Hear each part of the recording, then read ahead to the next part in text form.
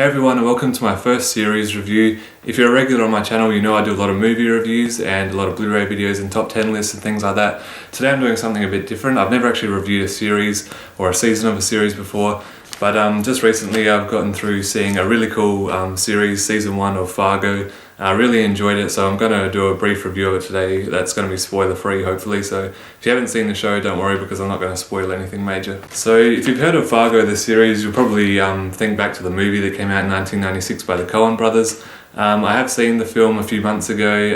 I wasn't a huge fan of the film, unlike most people that love it. So I was kind of skeptical going into the series, hoping that it would be better in my opinion. I know a lot of people love the film, so I can't really hate on it in this video or anything. I didn't hate it, I just didn't enjoy it as much as most people. So when I was going into the series, I was just hoping that I would enjoy it a bit more than the movie, and luckily I did. I really enjoyed this series. It's a kind of like a 10 episode mini series, though there is going to be a season 2 with a whole bunch of different characters set in a different time period, but still part of the Fargo series. So we just finished watching this series a few days ago. As I said, there's 10 episodes and each episode goes for about 50 minutes, though the first episode and final episode runs over an hour long.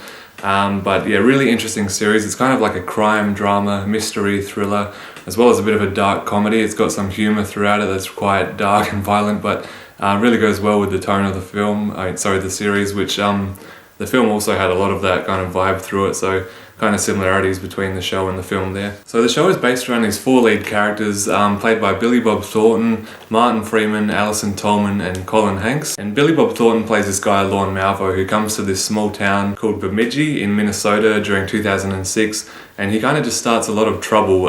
He's kind of like, I don't know, a serial killer slash psychopath slash hitman, and he gets involved with this guy called Lester Nygaard, who is played by Martin Freeman, and they're kind of like the 2 leads. And the rest of the series is pretty much based on the events of the first episode, so that's why the first episode is quite long, because it has a lot to fit into it. There's a lot of murders, a lot of mystery involved, and the rest of the series is pretty much following off of this episode and the events of it, and the 2 police officers who are trying to figure out what's happened. And the police officers are played by Alison Tolman. She plays Deputy Molly Solverson, and Colin Hanks plays Gus Grimley, who's another police officer from another town, but they end up working together on the case. Now there are quite a lot of characters in this show, but they're the 4 main characters, and I really enjoyed all 4 of their performances. I thought they were fantastic actors for the roles, especially Martin Freeman. I think he did fantastic as Lester Nygaard. He's kind of like this really simple, nice character at the beginning of the series, and he progresses throughout the series to this really different character that he was from the first part of the series. So it's interesting to watch that progression in his character. I thought Colin Hanks did fantastic. Alison Tolman was great. Billy Bob Thornton, it just kind of seemed like this role was made for him. It's really funny. He's probably got most of the funny parts in the series because he's just like this heartless psychopath, and it's quite funny to watch. The series also states at the beginning of each episode that these crimes that took place were real, that it's based on true events, that just the names of the characters and the towns have been changed. But I looked it up and apparently that's not true as well, so it's kind of seemed a bit far-fetched anyway to be true. But I think that just kind of plays on the humour, the dark humour of the series, so I think that's why they have that at the beginning of each episode. And I think the film had that at the beginning as well, so it's kind of following on from that. There is also a poster that shows up a lot in this film. It's in Lester Nygaard's basement, and this poster plays a big part in the film. You see it quite often, you see Lester staring at it, and I guess it's what encourages his progression from his character throughout the series to what he becomes in the end of the series. And it's a very cleverly written series because it's only a 10 episode miniseries, so it's not going to continue in the next season. As I said, it'll be all different characters, so it's going to be very interesting to see what they do with season 2 as well, how they're going to play that out. So season 1 of Fargo is very interesting. I highly recommend it. It's just a great series that you can watch with your family. We really enjoyed it. There are a few slow parts, but overall it's a really good series. And I bought it on Blu-ray, so this is the Australian Blu-ray of season 1.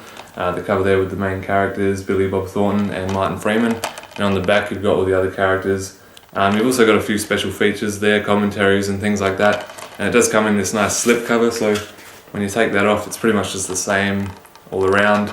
And you get 3 discs, so it's separated onto disc 1 is the first 3 episodes, and you've got the next 4 episodes on disc 2, then the final 3 on disc 3. And you've got all the episode selection on the inside there, as well as the special features. So that's just a quick look at the Blu-ray there. It also says Emmy Award-winning outstanding miniseries, so it's done really well, and I'm really looking forward to how season 2 is going to turn out. So guys, I highly recommend Fargo season 1 if you're into crime dramas, thrillers with that dark kind of comedy humor streak throughout. I think you'll really find this a good watch. So thanks everyone for watching my quick review of season 1 of Fargo. I'll hopefully be back later on with season 2 review. I know they're bringing out the episodes in October, I think. So hopefully get onto that straight away and review them when I've seen the whole season. So thanks again for watching. Please subscribe and I'll see you in my next video. Bye.